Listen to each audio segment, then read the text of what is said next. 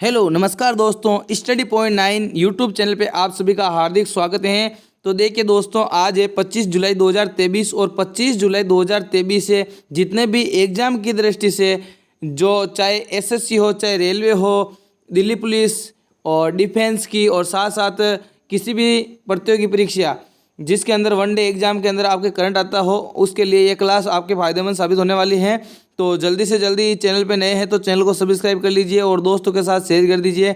और यदि वीडियो पसंद आए तो वीडियो को लाइक कर दीजिए और वीडियो को अंत तक जरूर देखिए। साथ ही साथ वीडियो की पीडीएफ और क्यूज पाने के लिए हमारे टेलीग्राम चैनल जो daily current affairs study point 9 है, जिसका लिंक डिस्क्रिप्शन के अंदर और कमेंट बॉक्स के अंदर पिन किया हुआ है, वहाँ से ज्वाइन कर लीजिए। तो चलते हैं हम आज की क्लास के ऊपर। उससे पहले जो हमने कल क्वेश्चन किए थे उसको वापस ऑनलाइन फॉर्मेट के अंदर देख लेते हैं कि दिवंगत प्रधानमंत्री दिवंगत प्रधानमंत्री इंदिरा गांधी जी के बाद जो यूएई संयुक्त अरब अमीरात का दौरा करने वाले भारतीय प्रधानमंत्री कौन बन गए हैं? तो वो बन गए हैं नरेंद्र मोदी जी। कौन बन गए हैं? नरेंद्र मोदी जी बन गए हैं। किस राज्य की सरकार ने सीएम राइज स्कूल की स्थापना करने की घोषणा की है? तो वो की है मध्य प्रदेश गवर्नमेंट ने। किस केंद्रीय मंत्री ने ग्लोबल फूड रेगुलेटर्स समिट 2023 का उद्घाटन किया है? तो वो किया है मनसुख मंडाविया जी ने। तो देखिए, और टाटा कंसल्टेंसी जो टीसीएस है उसको पछाड़कर बाजार पूंजीकरण के हिसाब से भारत की दूसरी सबसे मूल्यवान कंपनी कौन सी बन गई है? तो वो बन गई है एचडीएफसी बैंक। ठीक है ना। तो देखिए, इसमें कल क्वेश्चन देखो, एक तो था ये नरेंद्र मोदी जी वाला कि जो संयुक्त अरब अमीरात के अंदर जाने वाले दूसरे प्रधानमंत्री कौन हो गए? तो नरेंद्र मोदी जी हो गए। और मध्य प्रदेश के अंदर तो ये सीएम राइज स्कूल स्थापित करने की घोषणा की है। और मनसुख मंडाविया जी ने ग्लोबल फूड रेगुलेटरी समिट 2023 का उद्घाटन किया है।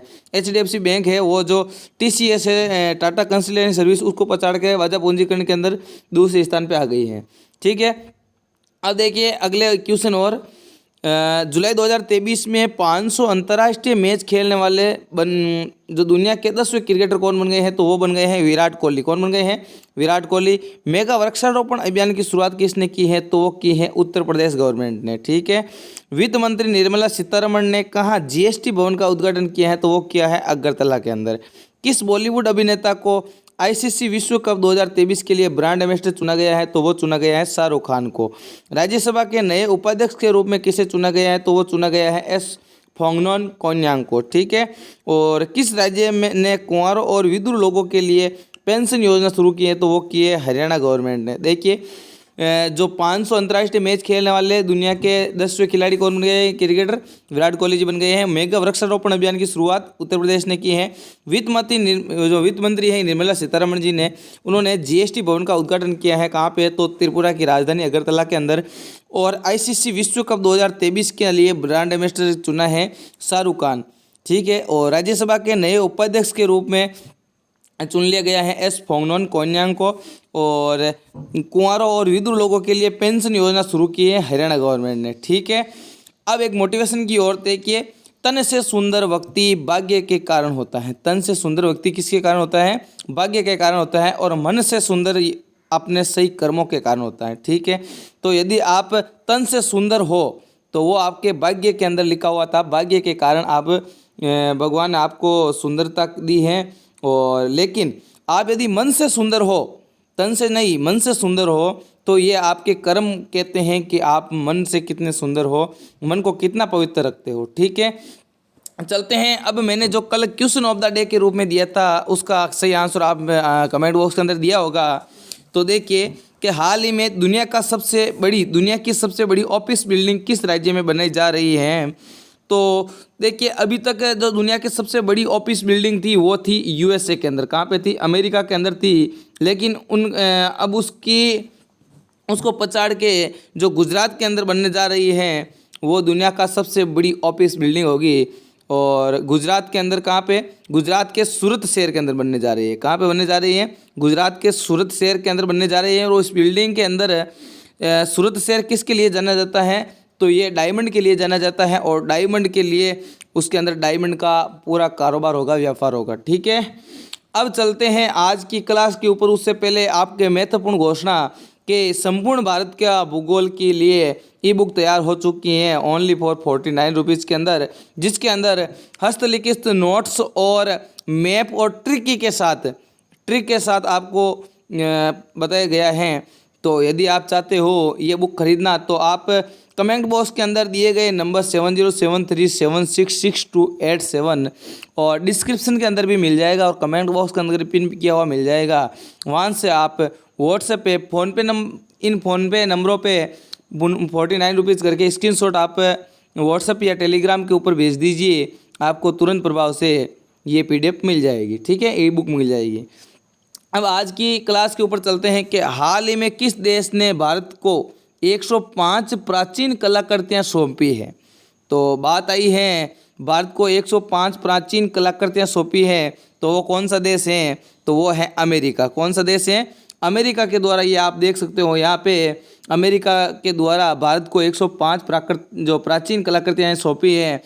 यहाँ भारत से जब भारत गुलाम था तब अमेरिका के द्वारा यहाँ से ये मूर्तियाँ ले गए, लेकिन अब वापस से भारत और अमेरिका के समझौते के तहत 105 जो प्राचीन कलाकृतियाँ हैं वो भारत को सुपर्द की गई हैं। ठीक है, और कनाडा से भी अभी हाल ही में भेजी गई हैं। और यूनाइटेड किंगडम की बात करें तो आप सभी को पता होगा जो वो औरंगजेब को ताजपोशी के तहत वो जो सबसे बड़ा हीरा है वो कहाँ पे है? तो यूनाइटेड किंगडम के अंदर हैं। ठीक है, कोहिनूर हीरा जो नादिर शाह के समय वो नादिर शाह ले गए। ठीक है ना। देखो अब चलते हैं इसकी डिटेल्स के ऊपर। तो यूएसए के देखो, यूएसए भारत के 105 प्राचीन कलाकृतियाँ तो सौंप रहा है, साथ ही साथ ये कलाकृतियाँ चोरी होने के बाद खास ऑपरेशन के तहत वापस लौटाई जा रही हैं और भारतीय संस्कृति और इतिहास के प्रति विश्वास मजबूत होने के तहत ये मूर्तियाँ वापस आई हैं। यूएसए की बात करें तो ये इसकी राजधानी वॉशिंगटन DC है और मुद्रा डॉलर है, आप सभी को पता होगा। राष्ट्रपति जो बाइडन है और उपाध्यक्ष नहीं है यहाँ पर, उपराष्ट्रपति होगा, उपराष्ट्रपति हैं वो वर्तमान में भारतीय मूल की कमला हैरिस है। ठीक है, आप यहाँ पे उत्तरी अमेरिका के अंदर देख सकते हो, अमेरिका जो यहाँ पे सीमा लगाया हुआ है मैक्सिको से। ठीक है, और अब चलते हैं सेकंड क्वेश्चन की ओर। हाल ही में ADB ने जो चालू वित्त वर्ष में भारत की वृद्धि दर कितने प्रतिशत रहने का अनुमान लगाया है? तो ADB एशियन डेवलपमेंट बैंक ने वित्त वर्ष में भारत की वृद्धि दर कितने प्रतिशत रहने का अनुमान लगाया है? तो इसका सही आंसर हो जाएगा 6.4%। कितना? 6.4% जो चालू वित्त वर्ष है उसके अंदर भारत की वृद्धि दर का ADB के द्वारा बताया गया है। ADB की स्थापना 1967 के अंदर, इसका मुख्यालय मनीला फिलीपींस। तो आप बताइए मनीला फिलीपींस के अंदर कौन से अनुसंधान केंद्र का मुख्यालय है? अंतर्राष्ट्रीय खालिया कौन से जो अनुसंधान केंद्र की स्थापना है? यदि उसकी तहत यदि बात करूं तो राष्ट्रीय चावल अनुसंधान केंद्र का मुख्यालय कटक ओडिशा के अंदर है। तो अंतर्राष्ट्रीय चावल अनुसंधान केंद्र का मुख्यालय कहाँ पे है? मनीला फिलीपींस के अंदर है। ठीक है, इसके ADB के अध्यक्ष की बात करें तो जो असाकावा हैं वो इसके अध्यक्ष हैं। उपाध्यक्ष जो भारतीय मूल के हैं अशोक लवासा, वो वहाँ पे उपाध्यक्ष के रूप में हैं। ADB ने 6.4% भारत की वृद्धि दर जो चालू वित्त वर्ष है उसकी रहने के अनुमान लगाई है और भारत की अर्थव्यवस्था को पॉजिटिव दिशा में प्रगति की भी उम्मीद है। नेक्स्ट क्वेश्चन आपकी स्क्रीन के ऊपर कि हाल ही में किस देश के राष्ट्रपति रानिल विक्रमसिंघे भारत की 2 दिवसीय आधिकारिक यात्रा पर आए हुए हैं? तो रानिल विक्रमसिंघे कहाँ के राष्ट्रपति हैं? तो आप सभी को पता होगा भारत के नीचे पैर पकड़ के लटका हुआ कौन सा देश? श्रीलंका। तो श्रीलंका के राष्ट्रपति रानिल विक्रमसिंघे भारत की 2 दिवसीय यात्रा पे आए हुए हैं। ठीक है, बात करें श्रीलंका की तो ये आपके इंडिया है और ये श्रीलंका है। तो बताइए इंडिया और श्रीलंका को दोनों को अलग करने वाली कौन सी संधि है? कमेंट बॉक्स के अंदर जरूर बताइए इन दोनों के बीच कौन सी संधि जो जल संधि है। ठीक है, अब देखिए यहाँ के राजधानी कोलंबो हैं और जो वर्तमान में वहाँ पे के प्रधानमंत्री हैं वो है दिनेश गुणवर्धन और राजधानी कोलंबो और जयवर्धनपुरम दोनों कोटे दोनों हैं। राष्ट्रपति रानिल विक्रमसिंघे ने बता दिया है। देखिए जो राष्ट्रपति विक्रमसिंघे हैं वो प्रधानमंत्री नरेंद्र मोदी के निमंत्रण पर 20 से 21 जुलाई तक भारत की आधिकारिक यात्रा करेंगे। ये यात्रा तब हो रही है जब दोनों देशों के साल राजनयिक संबंधों की स्थापना के 75 वर्षगांठ मना रहे हैं और ये आप देख सकते हो इंडियन ओशन के अंदर श्रीलंका। ठीक है, क्वेश्चन नंबर 4 के ऊपर चलते हैं। हाल ही में न्यूनतम आय की गारंटी विधेयक पारित करने वाला भारत का पहला राज्य कौन सा बन गया है? तो न्यूनतम आय की गारंटी विधेयक पारित करने वाला भारत का पहला राज्य बन गया है राजस्थान। कौन सा बन गया है? राजस्थान। ये हमारे अशोक जी गहलोत, आप इमेज के अंदर देख सकते हो, राजस्थान के मुख्यमंत्री। ठीक है, अब राजस्थान से कुछ अन्य फैक्ट देख लेते हैं जो हाल ही में चर्चा में रहे हैं और करंट के क्वेश्चन हैं कि राइट टू हेल्थ बिल लाने वाला पहला राज्य कौन सा है? तो आप देख सकते हो राइट टू हेल्थ बिल लाने वाला दुनिया का पहला, दुनिया के अंदर भी बोल सकते हो और भारत के अंदर भी बोल सकते हो। तो राइट टू हेल्थ बिल लाने वाला राजस्थान प्रथम राज्य है। मानगढ़ पहाड़ी राष्ट्रीय स्मारक घोषित कहाँ पे किया गया है? तो मानगढ़ कहाँ पे है? मानगढ़ पहाड़ियों को राष्ट्रीय स्मारक के रूप में घोषित किया गया है। बायोफ्यूल पॉलिसी लागू करने वाला राज्य भी कौन सा है? तो राजस्थान है। देश के नक्शे के आकार का सबसे बड़ा शिवलिंग कहाँ पे बनाया जा रहा है? राजस्थान के अंदर। और भगवान शंकर की सबसे बड़ी प्रतिमा विश्वास स्वरूपम कहाँ पे है? तो ये भी राजस्थान के अंदर है। ठीक है, चलते हैं नेक्स्ट क्वेश्चन की ओर। नामग्या खी खम्पा को किस देश में भारत के अगले राजदूत के रूप में नियुक्त किया गया है? तो नामग्या खी जो सी खम्पा हैं उनको कहाँ का? तो उनको किया गया है सोमालिया है दो देश, उसकी राजदूत के रूप में नियुक्त किया गया है। आपको ये देख सकते हो इमेज के अंदर।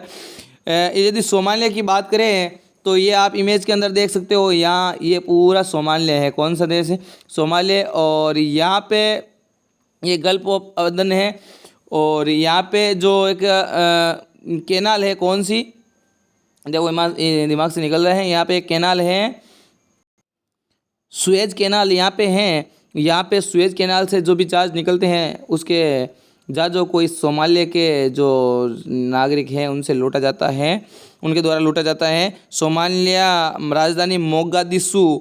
और इसका यदि आप बात करें तो इसका कोई इम्पोर्टेंट नहीं है, आपको ओनली फॉर यही याद करना है। क्यों ये क्वेश्चन पूछा जा सकता है कि सोमालिया में भारत के राजदूत कौन है, तो वो हो जाएगा नामग्या खम्पा।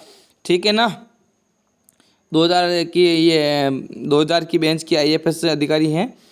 चलते हैं नेक्स्ट क्वेश्चन की और नेक्स्ट क्वेश्चन आपकी स्क्रीन के ऊपर कि किस राज्य ने 24 जनवरी को अपना 73वां स्थापना दिवस मनाया? तो 73वां स्थापना दिवस 24 जनवरी को मनाया है, वो मनाया है उत्तर प्रदेश के द्वारा। किसके द्वारा? यूपी का 73वां स्थापना दिवस मनाया गया है, ये यूपी है आपके सामने। चलते हैं इसकी डिटेल्स के ऊपर। तो देखिए डिटेल्स क्या है कि उत्तर प्रदेश से जो भी करंट अफेयर्स के क्वेश्चन बनते हैं उनको मैं लेके आया हूँ। तो वन टैप वन ट्री अभियान किसने लागू किया है? तो उत्तर प्रदेश के गवर्नमेंट के द्वारा लागू किया गया है वन टैप वन ट्री अभियान। खेलो इंडिया यूनिवर्सिटी गेम्स का 30वां संस्करण कहाँ पे हुआ? तो उत्तर प्रदेश की राजधानी लखनऊ के अंदर हुआ। बंदर वन कहाँ पे बनने जा रहे हैं? तो ये भी लखनऊ के अंदर। शिकायत निवारण सूचकांक के अंदर टॉप राज्य कौन सा है? उत्तर प्रदेश। और अमरोहा ढोलक को GI टैग कहाँ का मिला है? तो उत्तर प्रदेश का मिला है। ठीक है, नेक्स्ट क्वेश्चन आपकी स्क्रीन के ऊपर। हाल ही में सेमिकॉन इंडिया 2023 का उद्घाटन किसके द्वारा किया गया है? इमेज के माध्यम से देख सकते हो किसके द्वारा किया गया है? नरेंद्र मोदी जी के द्वारा किया गया है सेमिकॉन 2023। ठीक है ना, सेमिकॉन इंडिया 2023 जो 25 जुलाई 2023 को मुख्यमंत्री भूपेंद्र पटेल द्वारा जनता के लिए एक विशेष प्रदर्शनी का उद्घाटन किया जाएगा। इस प्रदर्शनी के अंदर अर्धचालक जो सेमीकंडक्टर हैं उनके निर्माण की प्रक्रिया के बारे में जानकारी दी जाएगी। प्रदर्शनी के अंदर सेमीकंडक्टर निर्माण के क्षेत्र में हुई प्रकृति के बारे में जानकारी दी जाएगी और साथ ही साथ इस प्रदर्शनी के अंदर इंजीनियरिंग और अन्य विषयों के छात्र जो सेमीकंडक्टर के निर्माण के बारे में जान सकते हैं उनको यहाँ पे प्रदर्शनी के रूप में बुलाया जाएगा। और सेमीकंडक्टर क्षेत्र की अग्रणी कंपनियां जो सेमिकॉन इंडिया 2023 के अंदर इसके अंदर भाग लेगी। और बात कर लेते हैं इंडियन सेमीकंडक्टर मिशन उद्योग और उद्योग संघ के साझेदारी की। तो ये आयोजन सेमिकॉन इंडिया 2023 के द्वारा किया जा रहा है और ये दूसरा संस्करण है। ठीक है, चलते हैं नेक्स्ट क्वेश्चन की ओर। क्वेश्चन नंबर 8, अमेरिकी नौसेना का नेतृत्व करने वाली पहली महिला कौन बन गई है? तो अमेरिकी नौसेना के अंदर नेतृत्व करने वाली पहली अमेरिका की महिला है, पहली महिला कौन बन गई है? तो वो बन गई है आप देख सकते हो एडमिरल लिसा जो फ्रेचेटी है वो बन गई है। एडमिरल लिसा फ्रेचेटी है जो अमेरिका की नौसेना है उसके अंदर नेतृत्व करने वाली पहली महिला बन गई है। एडमिरल लिसा फ्रेटेंची अमेरिका नौसेना का नेतृत्व करने वाली पहली महिला बन गई हैं। वे नौसेना संचालन प्रमुख और संयुक्त चीफ ऑफ स्टाफ के सदस्य के रूप में सेवा करने वाली इतिहास की पहली महिला बन गई है। 1985 के अंदर इसको कमीशन किया गया था और वर्तमान में ये नौसेना संचालन के उप प्रमुख के रूप में कार्य करती थी। उन्होंने जो अमेरिका नौसेना बल कोरिया के कमांडर के रूप में भी कार्य किया गया है। एक पुस्तक के बारे में है क्वेश्चन नंबर 9 आपके सामने कि अजय टू योगा आदित्यनाथ ये पुस्तक आपके एग्जाम के लिए वेरी वेरी इंपॉर्टेंट है। आपको एग्जाम के अंदर ये देखने को मिलेगी कि अजय टू योगा आदित्यनाथ, ठीक है। इसके लेखक कौन है? तो इसके लेखक है शांतनु गुप्ता। कौन है? शांतनु गुप्ता। आप ये देख सकते हो इमेज, और ये इमेज है जो अजय टू योगा आदित्यनाथ, इसके अंदर लेखक हैं शांतनु गुप्ता, ठीक है। नेक्स्ट क्वेश्चन नंबर 10 आज का लास्ट क्वेश्चन। हाल ही में केंद्र सरकार ने रेलवे सुरक्षा बल जो आरपीएफ है उसके नए महानिदेशक किसे नियुक्त किया गया है? ये रिपीटेड क्वेश्चन है, एक हम रिपीटेड क्वेश्चन लेके आते हैं डेली। तो रेलवे पुलिस बल के महानिदेशक किसे नियुक्त किया गया है? तो वो किया गया है मनोज यादव जी को। किसे किया गया है? मनोज यादव जी को। यह क्वेश्चन हमने कल भी करवाया था। अनिल लावटी कौन हो जाएंगे? रेलवे बोर्ड के सीईओ हो जाएंगे। राकेश पाल कौन हो जाएंगे? तो इंडियन कोस्ट गार्ड आईसीजी के अध्यक्ष हो जाएंगे, ठीक है। और अब देते हैं हम आपको क्वेश्चन ऑफ द डे, और जिसका आंसर आप कमेंट बॉक्स के अंदर ज़रूर बताओगे। और ये क्वेश्चन भी करवाया हुआ है, हाल ही में नीति आयोग के द्वारा जारी निर्यात सूचकांक 2022 के अंदर कौन सा राज्य टॉप पे रहा है? ऑप्शन नंबर ए है गुजरात, ऑप्शन नंबर बी है महाराष्ट्र, ऑप्शन नंबर सी है तमिलनाडु, ऑप्शन नंबर डी है उत्तर प्रदेश। कमेंट बॉक्स के अंदर इसका आंसर ज़रूर बताइए। तो आज के लिए बस इतना ही। यदि वीडियो पसंद आया है तो वीडियो को लाइक कर दीजिए, दोस्तों के साथ शेयर कर दीजिए, और मोटिवेशन के लिए एक प्यारा सा कमेंट के अंदर मोटिवेशन लिखिए। और इस मोटिवेशन को आप यदि कमेंट बॉक्स के अंदर जो मोटिवेशन लिखोगे तो वो हम कल सुबह उस मोटिवेशन को आपके कमेंट बॉक्स के साथ बताया जाएगा इस क्लास के अंदर कि आपने इस क्लास के अंदर कितना सहयोग दिया है। तो साथ ही साथ पीडीएफ पाने के लिए Telegram channel study point 9 current affairs study point 9 को ज्वाइन कर लीजिए, जिसका लिंक डिस्क्रिप्शन के अंदर मिल जाएगा। वीडियो देखने के लिए थैंक यू। जय हिंद, जय भारत।